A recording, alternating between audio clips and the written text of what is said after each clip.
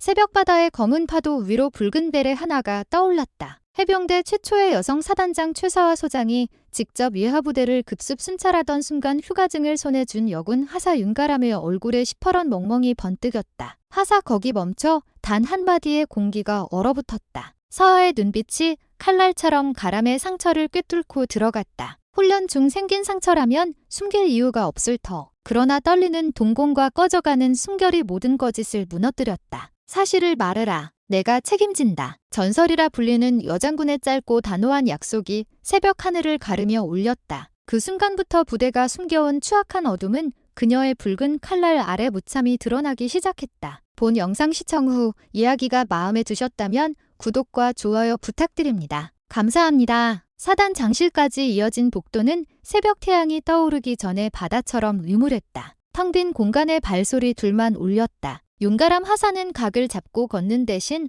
한 걸음마다 가늘게 몸을 떨었고 최서아 소장은 그런 가람의 어깨를 스치듯 감싸며 이동했다. 차가운 형광등 불빛이 천장마다 덜컹거리며 깜빡였고 군청색 페인트가 벗겨진 벽에는 오래전부터 스며 습기 얼룩이 검게 퍼져 있었다. 휴가 가방을 든 가람의 손은 연신 식은 땀으로 젖어 있었다. 차단 창실 문이 닫히자 고요가 밀려들었다. 벽 한 면을 가득 채운 해병대 역사 사진들이 묵직한 공기를 더 눌렀다. 서아는 넓은 책상 앞에 서서 깊게 숨을 들이뒤 부드럽게 손짓해 가람을 소파에 앉혔다. 금빛 해병 휘장 아래로 새어나오는 은은한 스탠드 조명이 두 사람 얼굴을 비추었다. 그 빛 속에서 가람의 멍자국은 더 선연하게 드러나 심장을 콕콕 찔렀다. 하사 이름이 어떻게 되나? 윤가람 하사입니다. 윤하사, 지금부터 내가 묻는 말에 숨김없이 답해라. 내 잘못이 아니라는 걸 분명히 해두고 시작한다. 가람은 두 손가락을 마주 비빈 채 시선을 내렸다. 입술이 하얗게 말라가면서도 아무 소리가 나오지 않았다. 한참 침묵을 지키던 가람이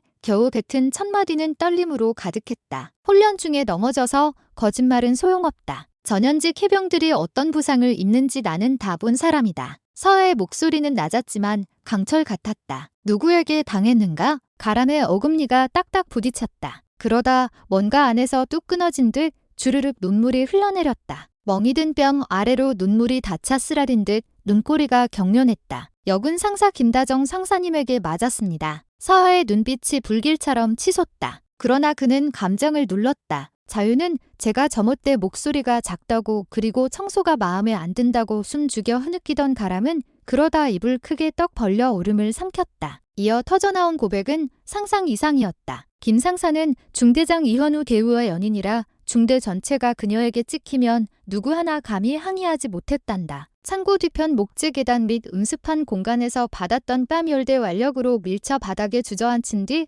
군날을 쉬는 치복부를 걷어차던 발길질 회식 자리에서 다른 남군들을 부추어 여자답지 못하다며 조롱을 퍼부은 이야기. 가람은 말끝마다 몸을 움찔거렸다. 다음 순번은 누구였을까봐 두려워서 모두 입을 닫았습니다. 저만 조금 참으면 될 줄 알았습니다. 가람이 고개를 깊이 숙였다. 하지만 순간 목소리가 갈라졌다. 이러다 누군가 정말 목숨을 끊을 것 같았습니다. 서아는 눈꺼풀을 내리깔고 숨을 길게 내쉬었다. 팔뚝에 힘줄이 돋았지만 끝내 폭발하지 않았다. 대신 자리에서 일어나 가람 맞은편 소파에 앉았다. 두 손을 무릎 위에 올린 채 몸을 앞으로 기울였다. 지금부터 내가 겪은 일은 전부 내 책임이다. 내 잘못이 아니라는 것을 반드시 부대 모두에게 각인시킬 것이다. 가람의 시선이 조심스레 서아의 눈을 올려다봤다. 그 눈동자엔 두려움보다 더 큰 무언가가 자리하고 있었다. 믿음이었다. 서아는 내선 전화기를 집어들었다. 통화 버튼을 누르며 가람에게 고개를 끄덕였다. 의무장을 불러라. 그리고 헌병대장 정중령에게 즉시 보고를 올리게. 전화를 끊은 서아는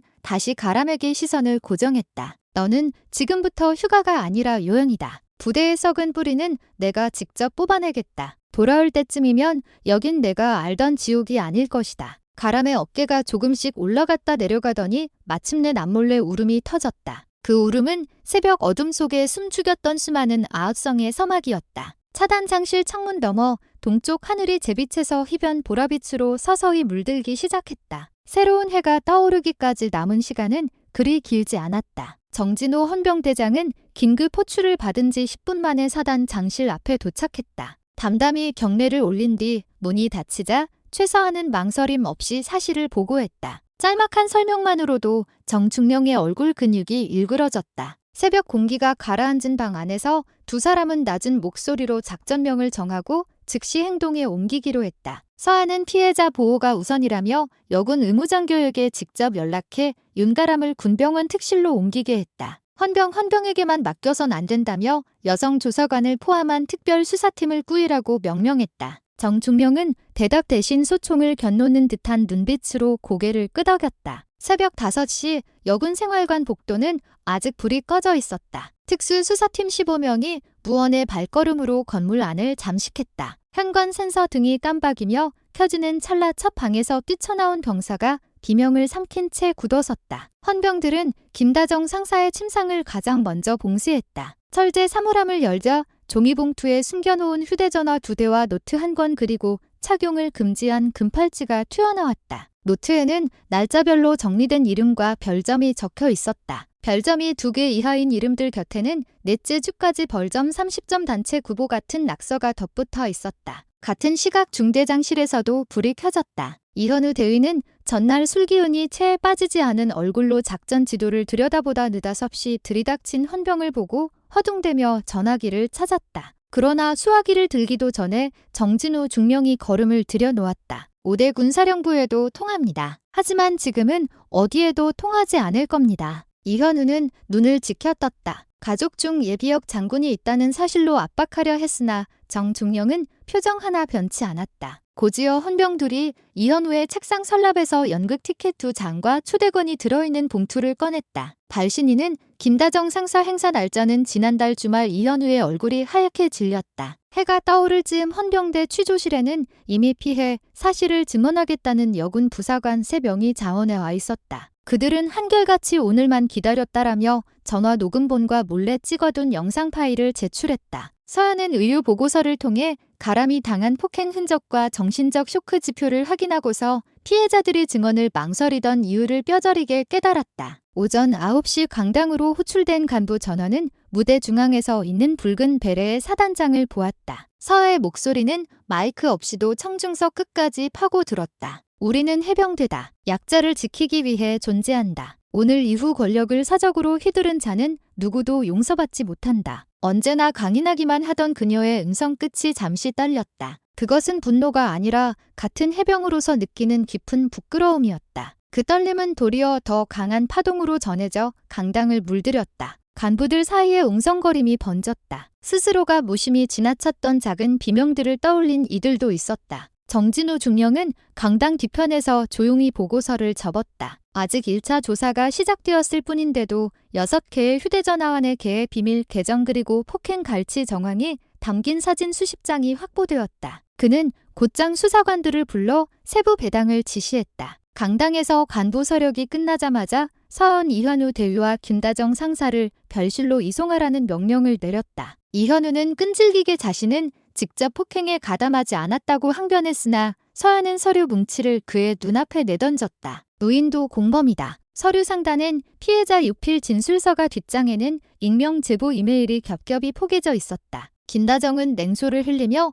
끝까지 죄를 부인했지만 조사관이 휴대전화 잠금 해제를 요구하자 얼굴이 창백해졌다. 장식장 속에 있던 부대 사진 앞에 작은 스피커를 놓고 녹음 파일을 틀자 회식 자리에서 욕설과 폭언을 퍼붓는 그녀의 목소리가 그대로 흘러나왔다. 조사실 문 밖에선 헌병들이 줄지어 대기하고 있었다. 복도 창문으로 들어온 아침 햇빛이 쇠창살 모형의 그림자를 바닥에 드리웠다. 그 그림자 끝에서 있던 최사한은 무너질 듯 눈을 감았다 뜨며 속으로 혼잣말을 내뱉었다. 해병대는 다시 태어나야 한다. 멀리서 병영 기상 나팔 소리가 울렸다. 그러나 오늘 울리는 나팔은 평소와 달리 거부할 수 없는 경종처럼 들렸다. 이제 부대 전반을 뒤흔드는 대청소가 시작된 것이다. 정진우 중령이 이끄는 특별수사팀은 그날 정오 광범위한 현장 재조사에 착수했다. 첫 목표는 생활관 구석구석에 남아있을 증거와 목격자 진술이었다. 여군 생활관 복도와 샤워실 입구, 뒤편의 어두운 통로까지 전부 노란 폴리스 라인이 둘러졌다. 생활관의 침묵을 깨고 고무 장갑이 스치는 소리 카메라 셔터홈 기록관이 날카롭게 종이를 넘기는 소리가 이어졌다. 한 곳 뒷벽에 부딪힌 군화를 찍어낸 자국. 군장 정리 검사 중 던져진 금속 취사도구가 남긴 흠집, 그리고 세탁실 배수구 근처에서 발견된 조그만 피방울까지 모두 수거됐다. 현장 감식반이 형광등을 껐다 켰다 하며 루미놀 시약을 뿌리자 바닥과 벽면 곳곳에서 은은한 푸른 빛이 흉터처럼 떠올랐다. 거기엔 수년간 이어진 폭력의 흔적이 켜휘 새겨져 있었다. 오후 2시 조사실엔 피해 여군들의 추가 진술이 계속 쌓였다. 별점 노트에 이름이 적힌 하사와 병장들이 용기를 내기 시작했다. 서먹한 침묵 속에서도 누군가는 떨리는 목소리로 불침번 중에 의자로 밀쳐진 장면을 묘사했고, 다른 이는 내무반 난방기를 끄지 않았다는 이유로 얼음물 샤워를 강요받았던 밤을 떠올리며 손등을 쥐어짰다. 제일 무서웠던 건 상사님이 아니라 주변 선임들이었어요. 피해자 중 한 명이 흐느끼며 말했다. 날리기는커녕 오히려 함께 웃었습니다. 찍히면 내 차례가 될까봐. 그 한마디가 방안을 짓눌렀다. 수사관들이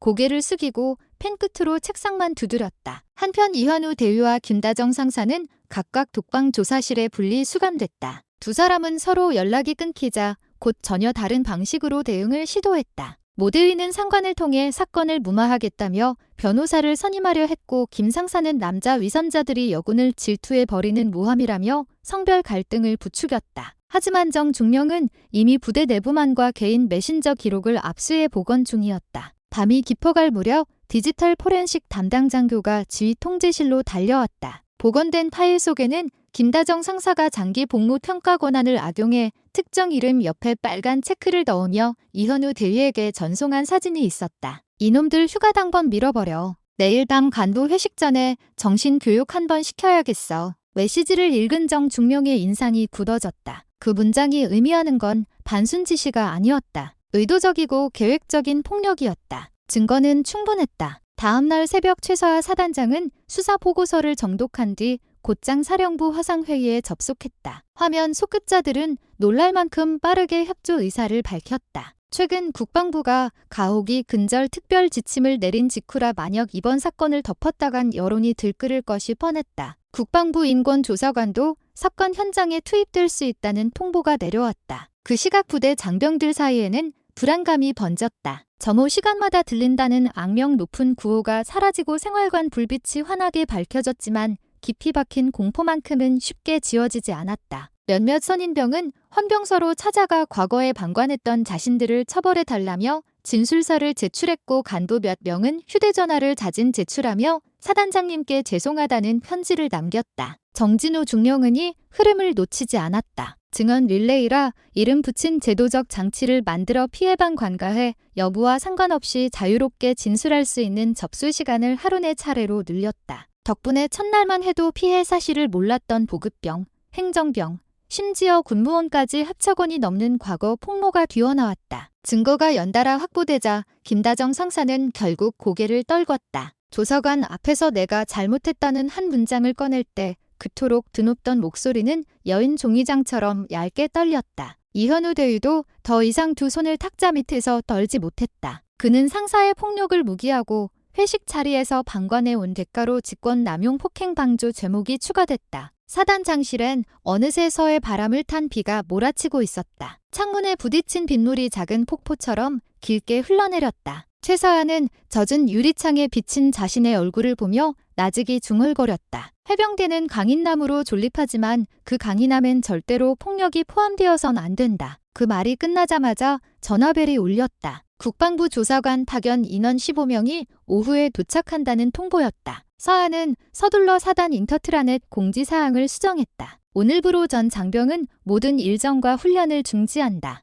인권보호교육 및 가호, 캥이 살해 교육을 전부대로 확대 실시한다. 명령이 떨어지자 부대 스피커에서 흘러나오던 군가가 멈췄다. 내신 오후 2시 모든 장병이 체육관 바닥에 간격을 두고 앉았다. 정진우 중령이 마이크를 잡았다. 주먹이 떨릴 만큼 긴장했지만 목소리는 단단했다. 우리가 방관했던 1초가 동료의 평생 상처가 되었다. 오늘 이 자리에서 침묵의 부끄러움을 끝낸다. 뒤어 등장한 최서하 소장이 마이크를 넘겨받았다. 그녀는 무대를 밟지 않았다. 바닥에서 장병들과 똑같이 서서 눈높이를 맞춘 채 입을 열었다. 해병대 강인남은 약자를 짓밟아 얻어지는 것이 아니다. 진짜 강함은 스스로를 억제하며 옳은 것을 지킬 용기다. 오늘부터 너희 마음속에 도사린 두려움과 나부터 싸운다. 수백 명의 눈동자가 흔들렸다. 그날 체육관 천장은 터질 듯한 침묵으로 진동했다. 외부 빗소리가 모래알처럼 떨어져 내렸고 장병들 가슴 속엔 뜨거운 무언가가 치밀었다. 누군가 숨을 들이쉬다 흐느꼈고 또 다른 이는 주먹을 꽉 쥐며 고개를 들었다. 그 순간 부대 스피커에서 갑자기 전우가 녹음한 트럼펫 선율이 조용히 흘러나왔다. 군가도 행진곡도 아닌 서정적인 멜로디였다. 최사하는 그 곡에 맞춰 천천히 거수 경례를 올렸다. 이 자리는 사죄이자 약속이다. 그녀는 작은 목소리로 선언했다. 우리는 다시 태어날 것이다. 체육관을 가득 채운 장병들은 일제의 자리에서 일어섰다. 사단장에게 거수 경례를 올리며 더 이상 눈을 피하지 않았다. 작지만 또렷한 굳은 다짐이 파도처럼 도열했다. 그렇게 본격적인 대청소는 군 내부뿐 아니라 각자의 마음에서도 시작됐다. 밤이 내려앉을 때까지 체육관 불빛은 꺼지지 않았다. 하루 사이 부대는 숨겨두었던 상처를 직시하는 법을 배웠고 어둠의 끝에서 아주 미약한 새벽빛을 발견하고 있었다. 국방부 조사관이 도착하자마자 부대는 다시 한번 숨을 삼켰다. 회색 정장을 입은 조사관들이 헌병의 안내를 받아 본부 건물로 들어서자 마치 한기 어린 바람이 복도를 스쳐 지나가는 듯한 정적이 흘렀다. 조사관들은 첫 순서로 생활관과 취조실 증거 보존 상태를 확인하고 이어 피해자 가해자 구분 없이 개별 면담을 실시했다. 면담실 앞엔 차례를 기다리는 장병들이 조용히 앉아 있었는데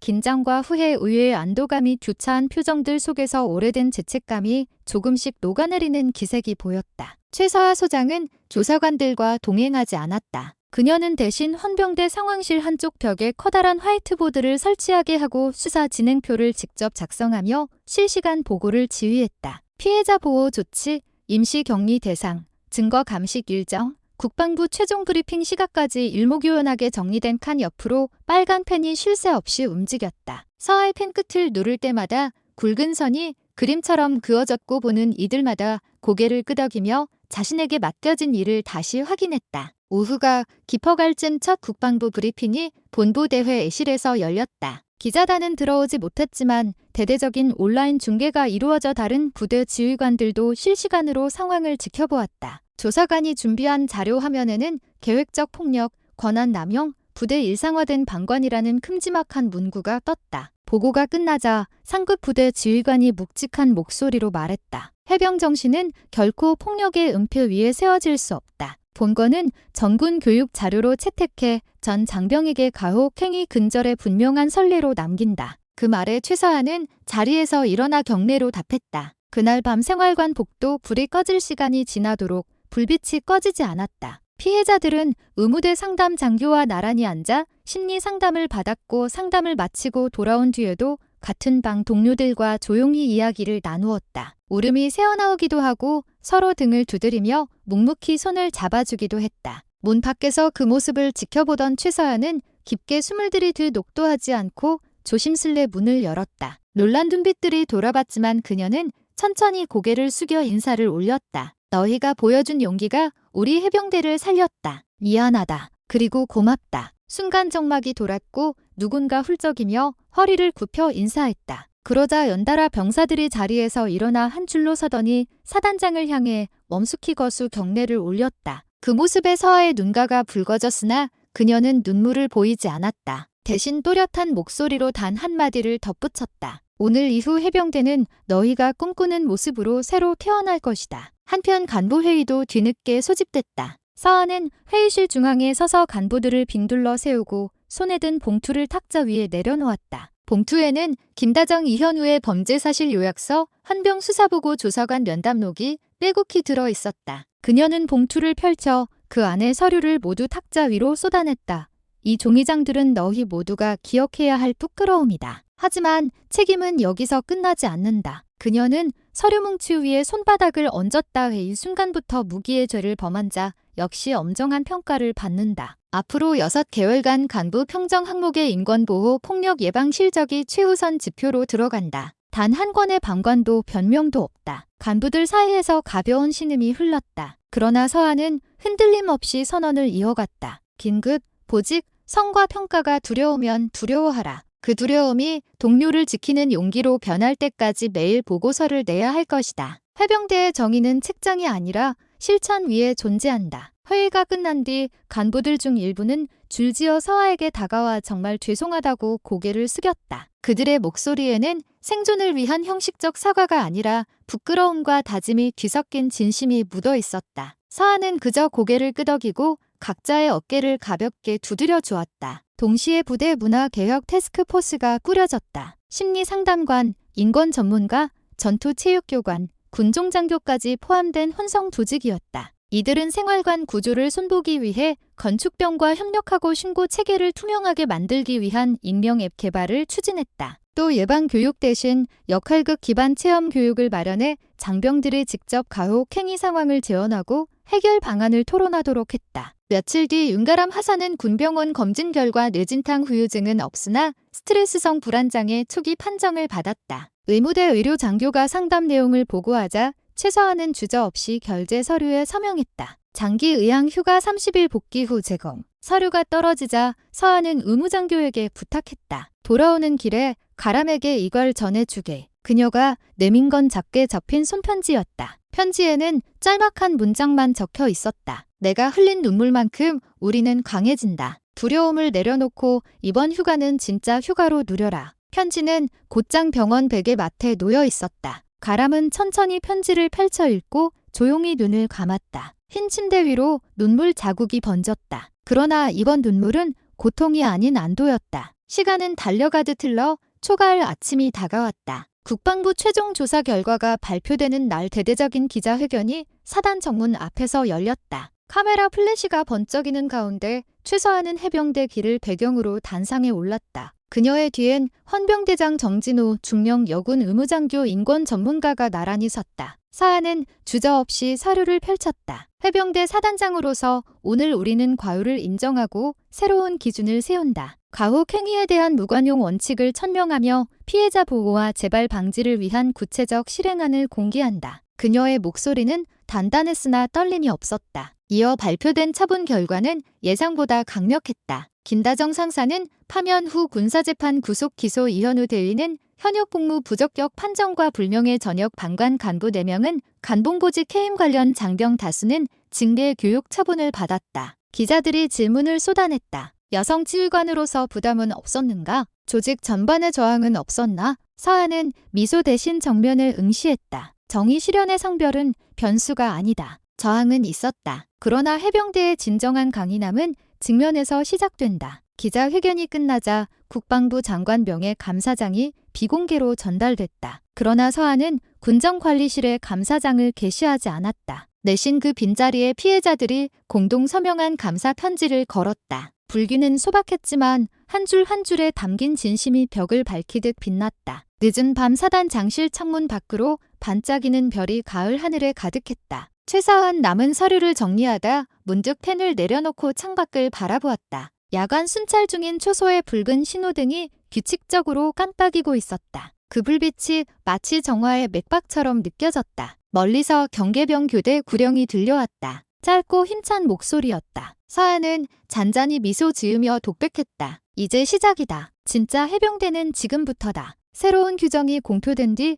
부대는 말 그대로 하루가 멀다 하고 변신했다. 첫째 날엔 생활관 배치를 전면 재편했다. 창고 뒤편 음습한 통로를 막고 비상벨과 CCTV를 설치하며 도로 하나가 새로 깔린 듯 시야가 탁 트였다. 둘째 날엔 무기력 시간이 사라졌다. 훈련과 휴식 사이에 끼어있던 애매한 공백을 없애고 그 자리에 스트레스 해소 프로그램을 넣었다. 전투체육교관이 주도하는 실내복싱, 군종장교가 이끄는 묵상시간, 심리상담관이 진행하는 마음근력 워크숍까지 누구든 자유롭게 선택해 참여하도록 했다. 셋째 날 최서아 소장은 정복 대신 훈련복 차림으로 심판줄 끝에 섰다. 처음엔 장병들이 눈을 두리번거렸으나 얼마 지나지 않아 줄이 평소와 다름없이 흘러갔다. 서아는 평범한 은색 식판에 밥을 퍼담고 된장국을 직접 국자로 떠서 옆자리 훈련병과 나란히 앉았다. 땀과 먼지로 얼룩진 그 훈련병은 당황해 숟가락을 들지 못했지만 서아에 먼저 반찬을 집어 올리며 말했다. 식사 시간은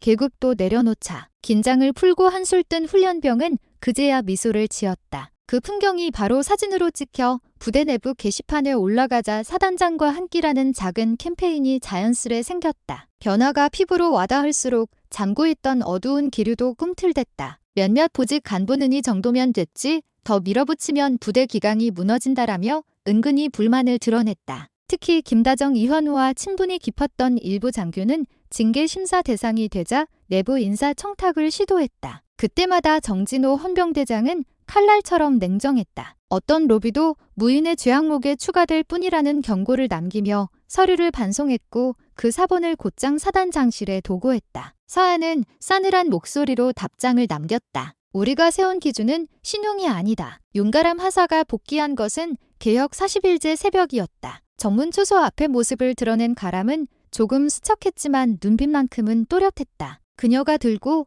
온 휴가 가방 위엔 작은 흰 상자가 얹혀 있었다. 안에는 군 병원 놔주고 온 감정일지, 사본과 당시 함께 상담받았던 동기들이 만든 파스텔톤 손편지가 들어 있었다. 혼자라고 생각하지 마. 너로 인해 우리가 달라졌어라는 짧은 문장이 새겨진 카드들이 가람의 손끝에 따스함을 남겼다. 복귀 당일 전부대 아침 조회가 열렸다. 정진호 중령이 나서 오늘부로 윤가람 하사를 해병대 인권 교육 홍보 대사로 임명한다는 임명장을 읽어내려갔다. 뒤어 최서하 소장이 다가와 작은 미소로 가람의 어깨에 배지를 달아주었다. 붉은 배지 중앙엔 파도 위를 날아오르는 흰갈매기 문양과 커지 대신 용기 두 글자가 새겨져 있었다. 가람은 울음이 치밀어 올라 말을 잇지 못했지만 장병들 사이에서 터져나온 박수 소리에 의연히 거수 경례를 올렸다. 그날 오후 가람은 개념도조차 없던 새로운 프로그램을 열었다. 이름하여 용기 카페, 생활관 한 켠을 개조해 차분한 조명과 작은 스피커, 따뜻한 음료 디스펜서를 설치한 공간이었다. 누구든 들어와 익명으로 종이컵에 사연을 적어 벽면 보드에 꽂아두면 다음 근무자나 간부가 답장을 붙이는 방식이었다. 첫날은 주저하던 병사들이 빈 사연 칸을 휙휙 지나쳤지만 밤 근무를 마친 병장이 나도 입대 초 PTSD로 힘들었다는 솔직한 문장을 남기자 새벽녘에는 보드 빼고 종이컵이 매달렸다. 이듬 국방부에서 다시 파견된 안전진단팀이 돌아보며 작성한 보고서에 전군 모범 사례라는 평가가 찍혔다. 동시에 외부 언론에도 개혁기가 소개되자 전국 각지에서 해병대 지원 상담 문의가 늘었다. 폭력 없는 강인남이 가능하다니 믿기 힘들다는 댓글부터 진짜 해병대 정신이 무엇인지 보여줬다는 격려가 쏟아졌다. 하지만 천사만으로 끝나지 않았다. SNS의 여군 커넥션으로 조직이 흔들린다는 허위글이 올라와 순식간에 퍼졌고 내부 제보자인 여군들을 향한 악성 메시지가 살금살금 스며들었다. 서한은 대응 매뉴얼을 전면 수정보고 받아 즉각 실행했다. 허위사실 유포 계정을 추적해 법무실에 고발하고 피해자 보호 전담 헌병 순찰을 밤낮 없이 돌렸다. 특히 가람의 휴대전화에는 비상직통 라인이 설치돼 상황 버튼 하나면 30초 내로 헌병대가 도착하도록 했다. 불어난 바람은 오래가지 못했다. 한 달 뒤 허위 게시글 작성자가 체포됐다는 보도가 뜨자 장병들은 체육관 스크린 운전기에서 속보를 확인하며 일제히 환호했다. 서한은 그 모습을 먼 발치에서 지켜보다 홀로 중얼거렸다. 이제야 새 질서가 뿌리를 내리는구나. 그리고 어느 금요일 저녁 개혁의 상징처럼 자리 잡은 체험교육 마지막 차수가 끝났을 때였다. 가람이 무대로 올라가 조명 아래 섰다. 그동안 받은 쪽지, 답장을 모아 만든 작은 앨범을 펼쳐 보이며 말했다. 이 안엔 모두의 변화가 담겨 있습니다. 우리는 서로의 용기가 되기로 약속했습니다. 그녀는 천천히 시선을 들어 관중석을 훑었다. 이제 우리 해병대는 폭력보다 강한 무언가로 단결할 것입니다. 순간 누군가 시작한 박수가 체육관 벽을 타고 퍼졌다. 박수는 곧 함성으로 함성은 다시 군가의 합창으로 번졌다. 그 노래소리는 자정이 지나서도 멈추지 않았다. 최서하 소장은 한 걸음 뒤편에서 그 장면을 가만히 바라보고 있었다. 눈앞에서 팔을 흔들며 노래하는 장병들의 흥건한 이마, 서로의 등을 두드려주는 손바닥 빛나는 눈동자 하나하나가 붉은 베레보다 더 붉게 타올랐다. 그날 밤 그녀는 일기에 짧게 적었다. 폭력의 그림자를 걷어낸 자리 우리는 드디어 해병대가 되었다. 해병대 군사법정의 공판이 시작된 날 부대 안팎 가을비가 내린 뒤처럼 선을 했다. 법정 건물 앞 도로에는 참관을 허가받은 장병과 취재 신청을 포기하지 못한 언론인들이 길게 줄을 섰고 군사 경찰이 배치돼 조용한 질서를 유지했다. 최서하 소장은 청생 예복에 흠잡을 데 없는 구두를 신고 공판장 입구 계단을 천천히 올라갔다. 수많은 시선이 그녀의 뒷모습을 쫓았지만 서하의 어깨는 흔들리지 않았다. 재판정 안은 금속 탐지기와 두꺼운 방탄 유리가 설치돼 있었다. 방청석에는 피해자 대표로 윤가람과 3명의 여군 부사관이 앉아 있었고 그 뒤로는 경찰 심리 상담관 인권단체 관계자들이 줄지어 자리했다. 김다정 상사와 이현우 대위는 피고석에 나란히 앉았으나 서로 시선 한 번 마주치지 않았다. 군검사는 서류를 들고 일어나 가혹행위 일지 영상 파일 부대원 수십 명의 진술서를 차례로 제출하며 범죄 사실을 낭독했다. 가해자들의 눈두덩이 한층 내려앉았다. 차층원대에 올라선 이는 의외로 전직 선임하사였다. 그는 깊은 숨을 토해내며 어린 장병들이 두려움에 떨던 밤을 회상했다. 목소리가 자꾸 갈라졌지만 끝내 말을 잇고 증언을 마친 뒤 고개 숙여 피해자들에게 사죄했다. 방청석에서 한숨과 흐느낌이 겹쳐 울렸다. 이어진 증인들은 더는 고개를 떨구지 않았다. 그들은 웃음기 없는 목소리로 자신들이 본 폭력과 반관의 현장을 설명했고 재판정 벽에 걸린 국기가 무거운 정적을 삼켰다. 점심 무렵 군검사가 형량을 구형하자 피고석 한쪽 끝에서 닥자 두드리는 소리가 들렸다. 김다정 상사의 법무대리인이 항해 의사로 주먹을 내리쳤지만 군판사는 곧바로 정중동의 음성으로 제지했다. 기록관의 키보드 두드리는 소리가 이어졌고 피고 측 반박이 계속될수록 자기 변명은 궁색해졌다. 이현우 대위는 결국 고개를 들어 단정히 말했다. 반복되는 침묵이 동료들을 벼랑으로 몰았습니다. 그 책임에서 도망칠 수 없습니다. 그 순간 법정 안공기가 뚝 끊어지는 듯했다. 김다정은 몸을 들며 부정했지만 이미 무너진 신뢰는 어디에도 의탁할 곳이 없었다. 판결은 예상보다 빨랐다. 김다정 상사에게 징역과 불명예 제적, 이현우 대위에게는 계급 박탈과 금고형, 그리고 가담 간부들에게는 중징계 처분이 내려졌다. 판사가 마지막으로 종을 울리자 방청석에서 작은 울음이 터졌다. 윤가람은 두 손을 모아 입술에 댄 채 조용히 눈을 감았다. 아직 완전한 치유는 아니지만 정의가 작동한다는 사실만으로도 가볍지 않은 위안이었다. 공판이 끝나고 사단은 즉시 회복 주관을 선포했다. 장병들이 훈련 대신 생존 수영, 등반, 응급처치, 심리케어 등의 가지 코스를 순환하면서 상하반신 근력뿐 아니라 마음의 체력을 키우는 일정이었다. 강당 한복판은 인권 전문가가 준비한 파란 천막 부스가 설치됐고 내부엔 조용한 음악이 흐르는 휴식 공간과 상담 코너가 나란히 배치됐다. 예상 외로 남군들이 먼저 줄을 섰다. 상담관은 하루에 15명씩만 받겠다 했지만 일주일 만에 예약 대기자가 100명을 넘어섰다. 누군가는 평생 입 밖에 낼 수 없을 줄 알았던 일을 털어놓았다며 습격과 함께 있던 동료가 등을 두드려주는 장면이 여러 번 포착됐다. 그 즈음 국방부는 해병대 인권 매뉴얼 1.0을 전군에 10번 배포했다. 황색 표지에는 파도와 방패를 형상화한 로고가 찍혀 있었고 첫 창에는 윤가람 하사와 해병대원들이 용기로 마련한 지침이라는 문구가 작은 글씨로 새겨졌다. 매뉴얼은 기존 폭력 예방 규범에서 보기 힘들었던 실제 피해, 사례와 회복 프로그램, 신고,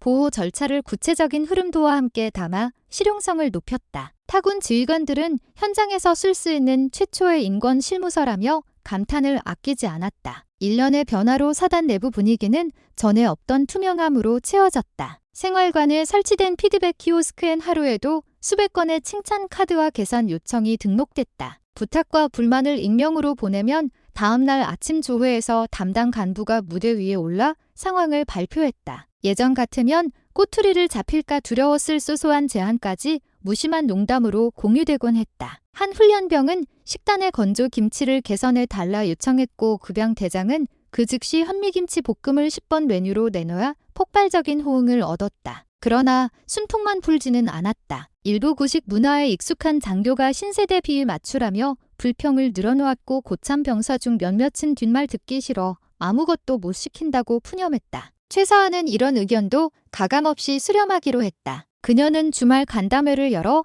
찬반 양측을 한 자리에 앉혔다. 회의는 초기엔 팽팽했지만 점차 공감과 논리의 무게가 실렸다. 끝으로 서하는 전통이란 이름이 폭력과 동일시되는 순간 우리 정신은 모래성이라고 정리했고 간담회는 박수 속에 마무리됐다. 변화의 마지막 관문은 실전 훈련이었다. 어느 초겨울 새벽사단은 통합기동훈련을 실시했다. 혹독한 파도와 바람이 몰아치는 갯바위에 장병들이 집결했다. 이번 훈련 목표는 상황 통제 중 동료 보호였다. 훈련은 강경하면서도 세밀했다. 전방 해안소를 돌파해야 하는 임무 중 일부 병사가 의도적으로 체력 이탈 상황을 연출하고 나머지 병력이 다 함께 구조 탈출을 수행해야 했다. 이전 같으면 뒤처진 인원을 다그치며 끌고 갔을 장면에서 이제는 구조조가 순간 결성돼 들 것을 만들고 나머지는 진영 변동을 자연스럽게 맞추었다. 훈련 평가관이 시간 초과를 외쳤지만 최서하는 스톱워치를 끊지 않았다. 대신 무전기를 들어 말했다. 계속 진행. 훈련은 목표 지점 도착 시각을 초과했지만 단 한 명의 부상자도 없이 종료되었다. 평가회에서 전투체육교관이 손을 들어 했다. 전술적 속도보다 동료 안전 확보가 우선이라는 메시지는 처음입니다. 이에 최서하는 대답했다. 속도는 다시 올릴 수 있지만 잃어버린 동료는 돌아오지 않는다. 그 순간 장병들 시선이 일제히 그녀에게 향했다. 차가운 겨울 파도가 뒤에서 부서져 하얀 물보라를 울렸다. 어느새 귀가에 울려 퍼진 파도 소리조차 뜨거운 심장 박동처럼 들렸다. 이튿날 군사 전문지에서 이번 훈련을 대서 특필했다. 제목은 강인함의 재정이었다. 기사에는 폭력적 기강 대신 상호 보호를 기초로 한 해병대식 전술이 미래 지휘 체계로 주목받을 것이라는 평가가 실렸다. 댓글에는 해병대가 방향키를 제대로 잡았다. 강함과 존중은 공존할 수 있다는 반응이 줄을 이었다. 그리고 어느 오후 윤가람은 체험교육 강연 초청으로 타부대에 방문했다. 군용 버스 차창 너머로 마지막 낙엽이 흩날릴 때 그녀는 조용히 손편지를 꺼냈다. 병원에서 받은 그날의 편지였다. 두려움을 내려놓고 이번 휴가는 진짜 휴가로 누려라. 구겨져 있던 편지는 오래된 장군 덕수무 공훈장 마냥 빛바랜 금빛 가장자리를 드러냈다. 가람은 판으로 작은 메모를 덧붙였다. 휴가는 끝났지만 용기는 계속된다. 그리고 웃으며 편지를 가슴에 넣었다. 해질녘 부대 정문 앞 초소에서 최서하 소장이 기다리고 있었다. 가람이 버스에서 내려 경례를 올리자 서하는 맞경례를 하며 말했다. 돌아온 걸 환영한다. 두 사람은 마주서 잠시 말없이 주위를 둘러봤다. 정문 조형물 위에 걸린 붉은 해병 깃발이 노을빛에 물들어 있었다. 차가운 겨울 공기 속에서도 따스한 기류가 지나갔다. 그 속삭임은 분명했다. 더는 두려움이 죄책감으로 변질되지 않을 거라는 약속, 그리고 해병대가 스스로 만들어낸 새로운 역사에 대한 자긍심. 그밤 부대 전등은 정시에 꺼졌지만 장병들의 속삭임은 오래도록 이어졌다. 침상마다 들려오는 이야기 속엔 살아남기 위한 숨어드는 웃음이 아니라 서로를 북돋는 낮은 진심이 흘렀다. 그리고 그 진심의 끝에는 하나같이 같은 단어가 남았다. 용기. 겨울이 깊어지던 어느 날 전국 해병대 지휘관 회의가 제주 해안기지에서 열렸다. 최서하 소장은 부대 개혁 이후 처음으로 외부 공식 석상에 서게 되었다. 회의장에는 군단장과 참모장뿐 아니라 국회 국방위원들까지 참석해 긴장감이 팽팽했다. 서하는 손에 들고 있던 개혁 백서를 천천히 펼쳤다. 그녀가 낭독을 시작하자 조용했던 회의장은 숨소리조차 희미해졌다. 가혹행위 근절 절차 피해자, 보호체계 심리 회복 프로그램 그리고 동료 안전 우선 전술의 실전 적용 사례가 차례로 보고되었다. 발표가 끝나자 한 장군이 자리에서 일어났다. 회색 눈썹 밑 깊은 주름이 무거운 시간을 말해주는 듯했다. 그는 현장 지휘관들은 돌이킬 수 없는 트라우마를 두려워한다고 우려를 표했지만 서하는 흔들리지 않았다. 두려움이 바뀌지 않으면 전투는 이미 패배입니다. 우리는 강인함을 유지하면서도 사람을 지킬 방법을 찾아냈습니다. 데이터를 보십시오. 서하의 테이블에 올려놓은 노트북 화면에 통계 그래프가 떠올랐다. 개혁 전후 부상률, 자살 시도 건수, 무단 이탈 건수가 눈에 띄게 감소한 수치였다. 장군은 내리쏟는 시선 속에서 서류를 넘기다가 고개를 끄덕였다. 비로소 얇은 미소가 입가에 맺혔다. 회의가 끝나고 서하는 외진 복도에서 조용히 숨을 돌렸다. 그때 국회 보좌관 한 명이 다가와 속삭였다. 차관님, 여성 최초로 중장 진급 추천이 검토된답니다. 서하는 놀라는 대신 고개를 저었다. 계급보다 현장이 먼저입니다. 그리고는 군용 코트를 여며 제주의 거센 바닷바람 속으로 걸어나갔다. 며칠 뒤 사단에는 또 다른 도전이 기다리고 있었다. 기상 관측소가 예측하지 못한 폭리동해 전선을 덮치며 해안 도로가 끊겼다. 긴급 수송대가 민간 화물선에 실려있던 탄약과 의료 물자를 육로로 옮겨야 했으나 눈보라로 앞이 보이지 않는 상황이었다. 그날 밤 지휘 통제실 큰 모니터에 붉은 경보등이 켜졌다. 대대주임 원사가 도로가 전부 묻었습니다라며 긴장된 목소리로 보고했다. 서하는 즉시 연병장 방송망을 열고 전 장병에게 지시했다. 오늘 새벽 2시 전 간부 병력은 제설 수색 작전 참여 준비. 동료를 살리는 길이 생존로다. 여군 남군 구분 없이 400여 명이 삽과 곡괭이를 들고 해안 도로로 뛰쳐나왔다. 바닷바람에 뒤섞인 눈발이 얼굴을 핥히었지만 이들은 거친 욕설보다 격려의 고함으로 서로를 일으켰다. 남군 하사 한 명이 얼음 위에서 미끄러져 발목을 접질렀다. 예전 같았으면 정신 차리라는 호통이 먼저였겠으나 이번엔 곧바로 들것조가 결성되어 부상자를 옮기고 주변 인원이 파도를 피해 우회로를 개척했다. 눈은 끊임없이 쏟아졌지만 길은 조금씩 뚫렸다. 6시간이 지나자 붉은 여명 속에 차 바퀴가 닿을 정도의 임시 도로가 완성되었다. 탄약 수송 차량 첫 대열이 전조등을 켜고 부대로 들어설 때 장병들은 얼굴에 묻은 눈을 털어내며 서로에게 엄지를 들어 보였다. 작전을 지켜보던 서은 싸늘해진 손을 주머니에 넣었다. 뺀 채 무전기를 들었다. 모두 수고했다. 오늘 우리는 눈길에서도 동료를 버리지 않았다. 짧은 칭찬이었지만 그것만으로도 군복 안에 파도 같은 열기가 이었다. 그날 밤 부부대 식당은 특별 메뉴로 따뜻한 순두부찌개가 제공되었다. 무거운 스테인리스 국자마다 흰 김이 피어오를 때 누군가 테이블을 두드리며 외쳤다. 폭력 없는 부대도 이렇게 강해질 수 있잖아. 함성 섞인 웃음이 천장을 흔들었다. 폭사투는 계기가 되어 언론의 스포트라이트가 다시 사단을 향했다. 해병대 정신 동료를 구하다라는 제목이 헤드라인을 장식했다. 인터뷰를 요청하는 기자들에게 서한은 한 가지 조건을 달았다. 장병들의 이름을 먼저 써달라. 내가 아닌 그들이 주인공이다. 기사는 약속대로 쓰였다. 눈보라 속 들것을 든 병장의 얼굴이 일면을 장식했고 그의 부모는 전화를 걸어 울음을 터뜨렸다. 우리 아들이 해병대에서 웃는 모습을 처음 봐요. 그러나 명성과 함께 시험도 찾아왔다. 익명의 인터넷 게시판의 폭대 사진은 연출이라는 악성글이 올라왔고 과거에 징계받은 몇몇 간부가 사단장이 전시 상황에서도 감상적 판단을 고집할 것이라는 의성 소문을 퍼뜨렸다. 단숨에 클릭수가 수만을 넘기자 부대 장병들은 분노했다. 일부는 SNS에서 맞대응을 하려 했으나 사안은 그들을 말렸다. 증명은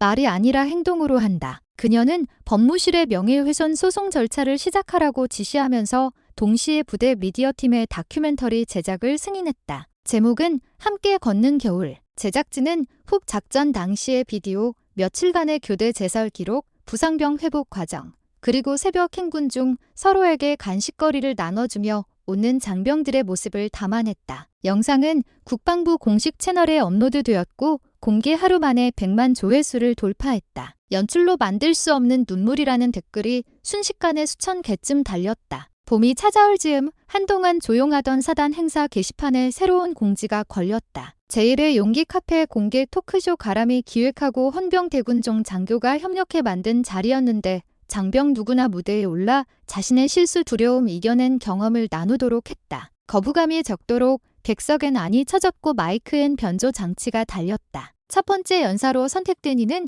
의외로 고참 상병이었다. 그는 무대 아래에서 손을 덜덜 떨다 걸음을 내디뎠다. 숨을 깊게 들이킨 뒤 과거 자신이 후임을 겁주고 싶어 손검을 빙자한 장난을 한 사실을 털어놓았다. 그때 후임 병사의 눈이 반쯤 죽어 있었습니다. 겨울 내내 괴로웠습니다. 목소리는 갈라졌지만 객석에서는 야유 대신 잔잔한 박수가 퍼졌다. 다음 차례로 올라온 이는 여군 일병이었다. 이때 저는 여성이 해병대에서 살아남으려면 남자보다 더 거칠어야 한다고 생각했습니다. 하지만 진짜 강함은 물리력이 아니라 팀워크라는 걸 배웠습니다. 그녀가 말끝을 맺자 관중석 깊은 곳에서 누군가 맞다며 호응했고 곧 이어지는 따뜻한 웃음이 무대 위 연사의 어깨를 감쌌다. 토크쇼는 2시간을 넘어 새벽까지 이어졌고 사단 장실엔 실시간 중계 화면이 켜져 있었다. 서한은 한 장 한 장 새로 채워지는 자막을 바라보며 조용히 만족스러운 숨을 내쉬었다. 이듬해 여름 해병대 합동 상륙 훈련 최종 평가일이 밝았다. 개혁 후 첫 대규모 실사 훈련이었다. 다른 사단과의 경쟁도 포함되어 있어 해군 참모총장,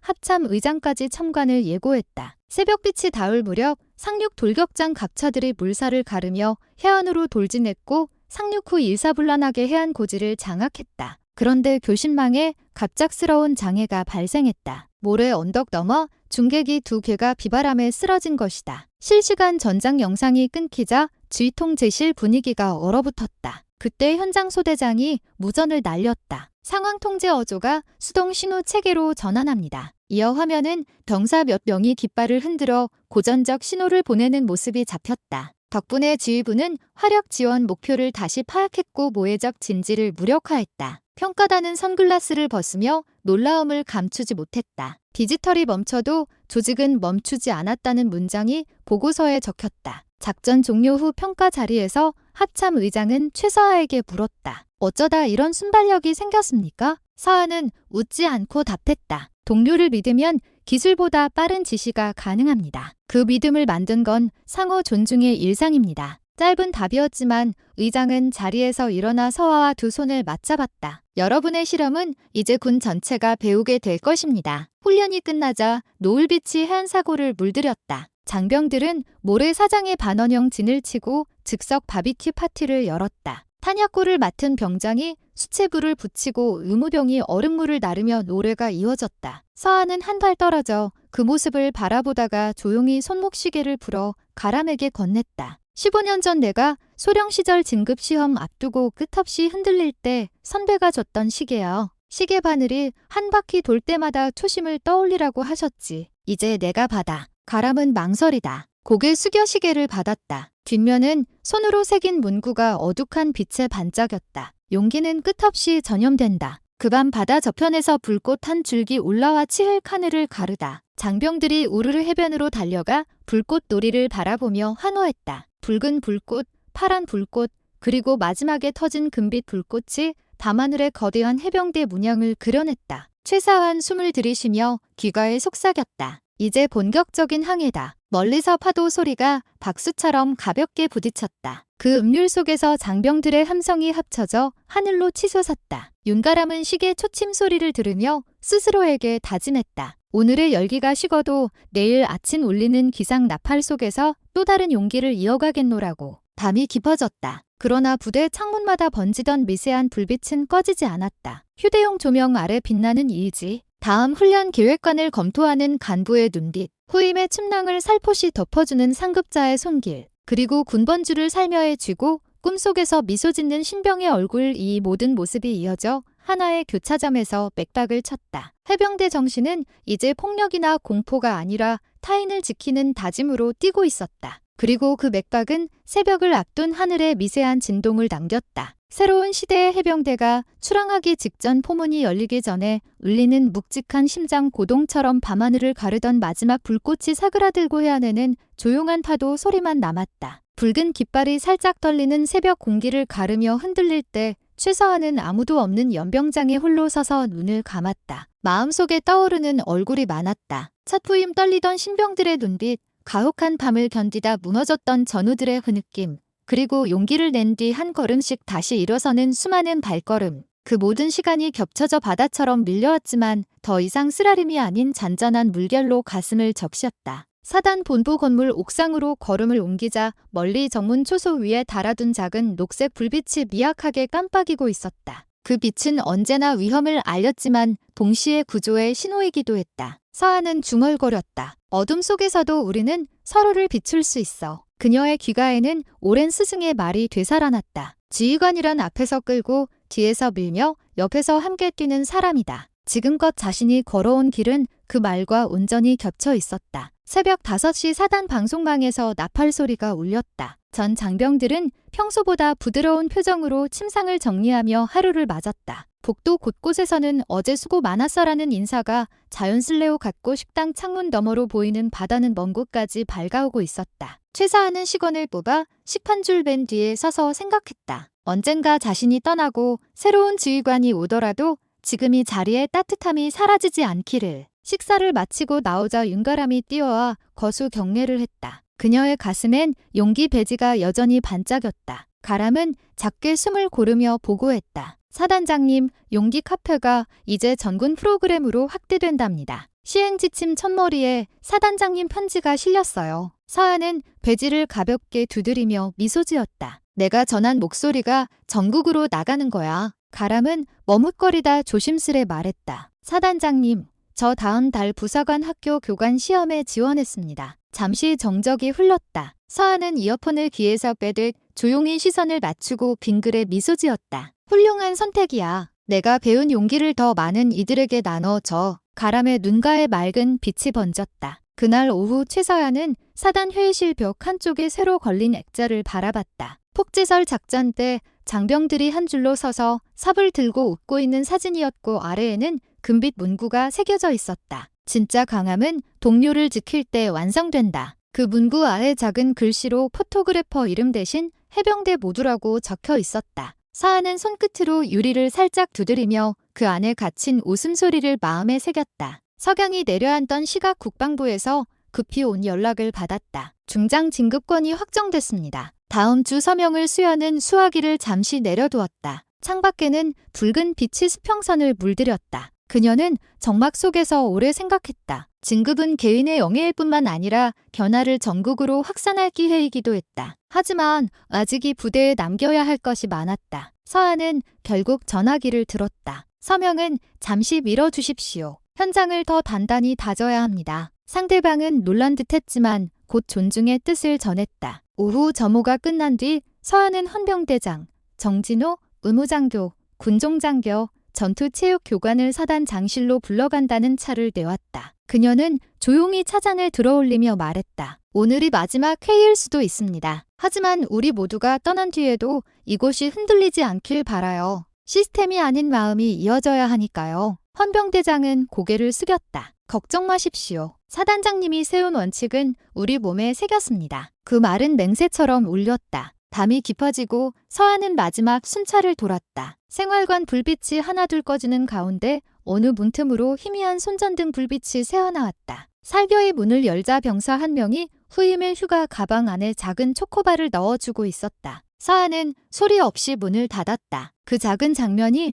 그 어떤 훈장과도 바꿀 수 없는 가치임을 깨달았기 때문이다. 자정 무렵 그녀는 계단을 올라 지붕으로 향했다. 겨울의 끝자락 서늘한 공기에 별빛이 맑았다. 빛나는 은하수가 검은 하늘을 가로지르고 멀리 동해안 등대 불빛이 꿋꿋이 회전을 멈추지 않았다. 서한은 서서히 눈을 감았다가 떴다. 그리고 담담히 거수 경례를 올렸다. 그 경례는 하늘을 향한 것이자 자신을 지나온 모든 시간에 보내는 작별 인사였다. 새벽바람이 머리카락을 스쳤다. 최서한은 속으로 다짐했다. 오늘 내가 내려놓는 자리는 내일 또 다른 누군가가 용기로 채워넣겠지. 멀리 초소로부터 들려오는 경계병의 짧고 또렷한 보고가 밤하늘을 타고 울려 퍼졌다. 서한은 그 보고를 끝으로 지붕난간을 뒤로하고 계단을 내려섰다. 발걸음은 가벼웠고 마음은 바다처럼 깊고 너그러웠다. 아침이 밝았다. 사단전 구역의 기상 나팔이 울렸지만 이틀 전부터 추가된 잔잔한 피아노 선율이 겹쳐져 귀를 자극하지 않았다. 일어나는 장병들은 서로를 깨우며 좋은 아침을 건넸다. 그리고 그 인사 속에 한때 두려움으로 얼어붙었던 시간들은 이미 지나간 날씨처럼 희미해져 있었다. 부대 정문 앞 태극기가 천천히 올라가는 순간 하늘 끝으로 새 한 마리가 날아올랐다. 용기 배지처럼 하얀 갈매기가 도대 끝을 회전하듯 둥글게 돌더니 푸른 대양 저편으로 시야에서 사라졌다. 그 모습은 마치 새로운 시대를 알리는 전령 같았다. 아무도 소리내어 말하지 않았지만 모두가 느낄 수 있었다. 해병대는 이제 싸움만을 위해 존재하는 조직이 아니라 사람을 지켜내는 울타리로 다시 태어났다는 것을. 그리고 그 변화의 씨앗이 된 첫 순간 새벽 위병수 앞에서 두려움에 떨던 윤가람의 멍 자국구 한 점의 상처가 결국 부대를 나아가 군 전체를 바꾸어 놓았음을 누구도 부정할 수 없었다. 누군가의 절망에서 시작된 용기는 이렇게 수많은 가슴으로 옮겨붙어 더 큰 불빛이 되어 세상을 비추고 있었다. 바다는 여전히 거칠게 파도를 일으켰지만 이제 그 파도를 맞서는 해병들의 눈빛은 어둠을 두려워하지 않았다. 그들은 이미 알고 있었다. 진짜 강함은 결코 주먹에서 나오지 않으며 용기는 명령이 아니라 서로에 대한 믿음에서 자라난다는 사실을 붉은 베레를 쓴 해병들이 연병장의 정렬의 장비 점검을 시작했다. 그 옆으로 최사하이 조용히 지나갈 때 장병들은 동시에 고개를 들어 그녀에게 짧지만 흔들림 없는 거 경례를 보냈다. 서한은 미소를 지어 보이며 마지막으로 마음속에 중얼거렸다. 이제 해병대는 폭력이 아닌 용기로 기억될 것이다. 그리고 그 용기는 끝내 모두를